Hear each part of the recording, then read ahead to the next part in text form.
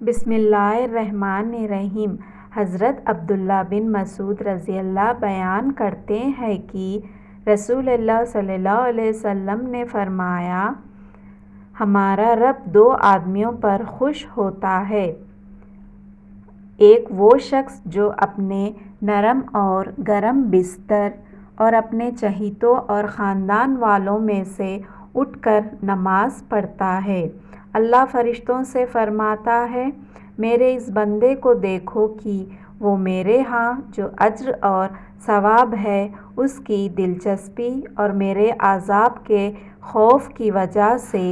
اپنے نرم اور گرم بستر اور اپنے چہیتوں اور خاندان والوں سے الگ ہو کر نماز کے لیے اٹھا ہے، اور ایک وہ آدمی جو اللہ کی راہ میں جہاد کرتا ہے تو وہ اپنے ساتھیوں سمیت میدان جنگ سے پیچھے ہٹ جاتا ہے، لیکن پھر یہ جان کر کہ پیچھے ہٹنے پر اسے کیا گناہ ملے گا اور پیش قدمی میں اسے کتنا ثواب ملے گا، تو وہ پلٹ کر آتا ہے یہاں تک کہ اسے شہید کر دیا جاتا ہے، تو اللہ فرشتوں سے فرماتا ہے،